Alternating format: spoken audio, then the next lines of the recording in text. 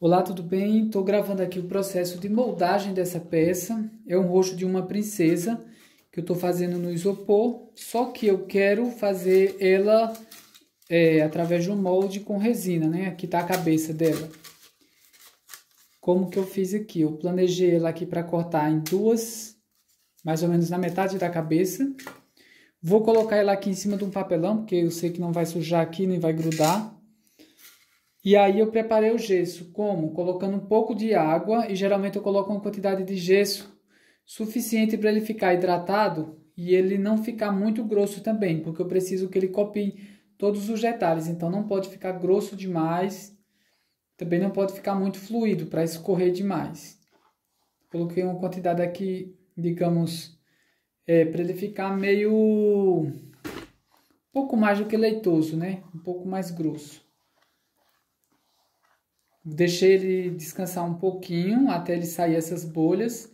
Estou misturando aqui com a mão para ele poder desmanchar alguma parte que está empelotada dentro dele. E aí eu vou começar a aplicar o gesso como? Colocando aqui, ó, pequenas quantidades assim em cima do isopor. Para ir cobrindo todo o isopor. Certo? Vai com calma, pode ir assim, ó, jogando com o dedo assim, ó. Dessa forma aqui. Ele vai sujando todo o isopor e vai conseguindo moldar, digamos, a peça, copiar a peça. E a gente tem que estar sempre trabalhando com o objetivo de não deixar bolhas na peça. Então, a gente vai ter que cobrir toda a superfície do isopor sem deixar bolhas. Aqui ele está muito fluido, não está muito grosso como eu gostaria, ficou até um pouco mais fluido. Como esse processo de molde aqui, ele é um processo de molde com forma perdida, assim, a gente não vai utilizar nem a peça que eu tô fazendo aqui, essa peça de isopor, ela não vai ser mais utilizada, ela vai ser descartada. E o molde também, caso tenha muita retenção, ele vai ser descartado também, então não vai ser, digamos, utilizado depois que fizer a matriz, né, uma peça de resina, ele não vai ser reutilizado de novo. Se você for fazer uma coisa mais simples, uma outra peça, uma mão, um braço, uma outra coisa que tem um aspecto mais simples, que não tenha tanta retenção quanto essa peça, aí sim você pode até reutilizar outra vez, de outras vezes, né? Esse aqui eu estou fazendo com o objetivo só de tirar o molde em isopor, refinar a peça com massa plástica ou com próprio Durepox ou biscuit por cima e fazer ela de resina, para poder enriquecer mais, com acabamento e mais detalhes. Porque dessa forma aqui fica difícil de dar muito acabamento, né? Porque o isopor está muito pequeno. Então não fica muito legal dar acabamento com uma peça pequena assim de isopor. Que eu vou, ó, hidratando ele, colocando essas partes que estão mais úmidas. Eu vou colocando um pouco mais de gesso por cima, para cobrir toda a superfície. Eu não quero deixar nenhum canto descoberto, porque esses cantos aqui, se eu deixar descoberto e colocar um gesso mais grosso, vai criar bolhas no molde. Isso vai dificultar para mim na hora de fazer a peça, né? Então não quero deixar bolha nenhuma. Como eu não passei nada no isopor, nenhum isolante no isopor, nada, o gesso ele não tá fixando muito bem, ele tá tipo escorrendo sem querer misturar muito com isopor. Isso é normal, tá? Mas à medida que ele for hidratando, o isopor tivesse hidratado, ele ia segurar mais fácil o gesso. Eu não fiz nenhuma barreira de retenção aqui em volta do molde. O gesso é um material muito barato também. Como é um molde praticamente descartável, como eu falei, eu não vou precisar de muita ferramenta para isso, não. Então a ideia principal é essa, né? Cobrir todos os cantinhos, essas bolinhas que tiverem de ar, eu vou tirando elas. Se você quiser colar também a peça no No papelão você pode colar a peça de isopor, certo? Para que não entre gesso de baixo. Fique certinho. Um outro detalhe importantíssimo para quem estiver trabalhando com gesso. Aqui a bacia estava limpa, a vasilha estava limpa de gesso. Não tinha... Estava bem limpinha, minha mão também. E eu estou usando o primeiro gesso. Esse primeiro gesso, ele demora um pouquinho a entrar em reação, o processo de reação química que acontece no gesso. Começa a demorar a endurecer o gesso. Se eu pegar essa vasilha com esse mesmo gesso e for utilizar com suja de gesso, pode ser só suja, a mão ou suja de gesso, esse gesso vai secar muito, mas muito rápido, tipo assim, 2, 3 minutos. E aí, às vezes, a gente não tem tempo de trabalhar com ele.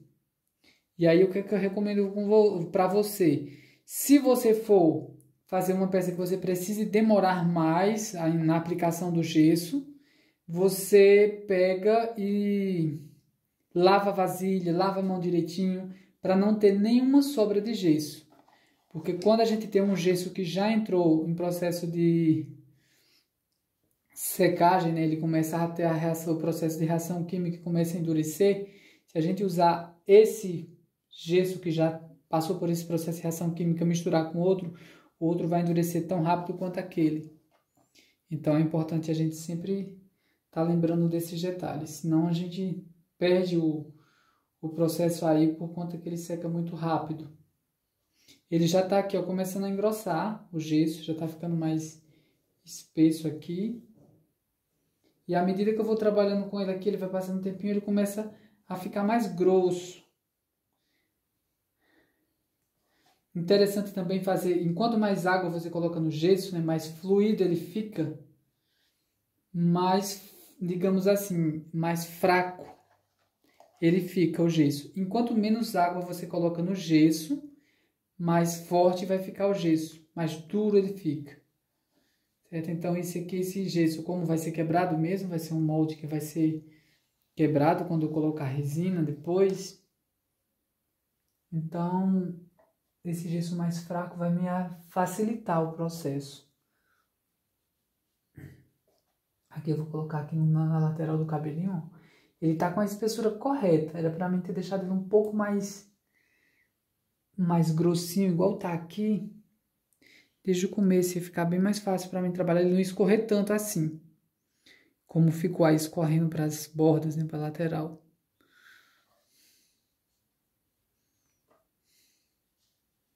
A ideia mesmo é fazer só uma camada fina de gesso.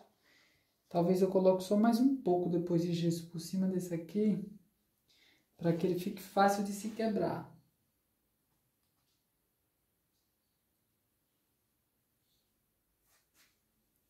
E aí vocês vão ver ao longo do processo como eu vou fazer para ele eu não ter dificuldades no processo de moldagem dele. Certo? Eu vou colocar algum objeto aqui na lateral para ele não escorrer, que aqui ele está escorrendo um pouco do papelão. Já está ficando bem mais espesso aqui. E aí eu vou acumulando, ó, nesses cantinhos que eu vi que tem pouco gesso ainda. Tenho que colocar uma camada um pouco mais grossa.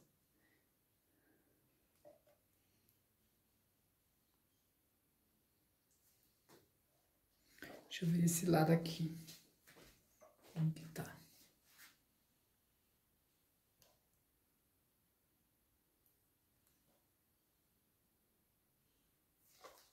E à medida que ele fica vai engrossando, eu vou colocando mais nessas partes de cima que ele escorreu mais.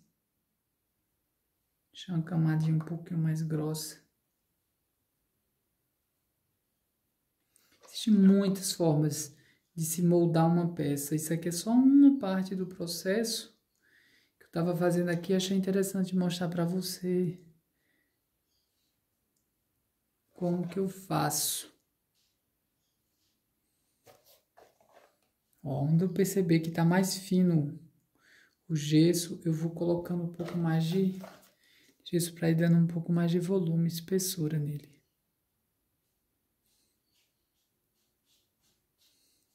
É importante, se eu quiser reforçar mais a peça, colocar, já fazer outro gesso, assim que eu terminar de usar esse aqui, lavar a vasilha direitinho e colocar por cima desse aqui. Porque ele vai fixar melhor nesse gesso que tá aqui. Se eu deixar ele secar todo e ele ficar muito liso também, ele vai ficar como se fosse uma camada sobre a outra. Ele vai descolar muito fácil um de cima do outro.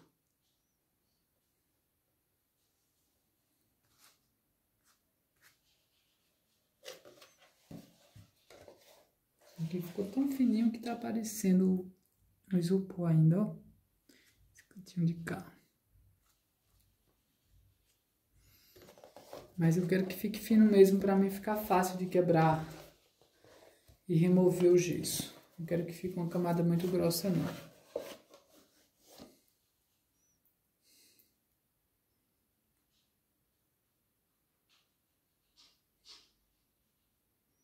Onde vai ficar mais grosso vai ser mais nas bordas, nas laterais. Pronto, do jeito que tá aqui, eu só vou tentar reforçar onde eu ver que tá muito fino mesmo, puxando um pouco mais, olha, ele demorou o tempo certo para começar a reagir e ficar mais rígido. Tá vendo que ele tá aqui, ó, mais pastoso, com aspecto mais como se fosse uma pasta, não tá tão fluido como tava no começo.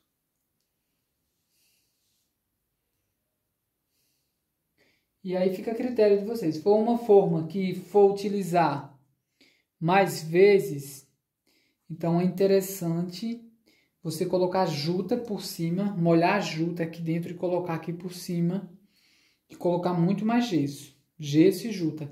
Isso vai fazer com que ele fique muito resistente, o gesso, e não vai quebrar tão fácil. E mesmo que quebre, ele vai ficar unido pela juta. Deixar sempre ele áspero, vai mexendo nele aqui, por exemplo. Ah, não, quero fazer isso aqui e quero colocar outra camada de gesso por cima. Então, à medida que ele vai secando, você vai mexendo nele aqui, ó, e criando retenções nele. Vai deixando ele mais áspero, com ponta, porque vai ficar, se ele ficar todo lisinho, vai ficar mais difícil de grudar outro gesso aqui em cima. Então, quando ele secar, vai secar tipo como se fosse camadas.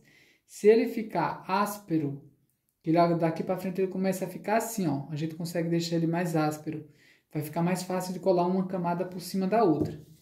Então, para quem for deixar o molde mais grosso, for reutilizar o molde, for um molde que for reutilizar várias vezes, então faz com ele mais áspero e vai colocando as camadas com juta por cima. Certo? Então, essa é a parte do processo. Eu vou deixar ele decantar aqui até entrar no processo de cura. Quando ele estiver no processo de cura, que é o processo de endurecimento do isopor, ele começa a acontecer uma reação química aqui dentro. E ele começa a esquentar para evaporar um pouco da água. Ele esquenta, não esquenta muito, mas fica quente. Aí depois ele esfria, pronto. E aí ele já fica naquele processo rígido.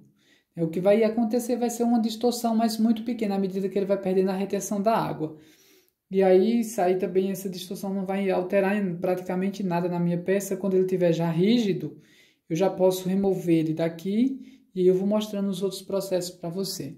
Ok? Obrigado por ter acompanhado o vídeo, um forte abraço e até o próximo vídeo.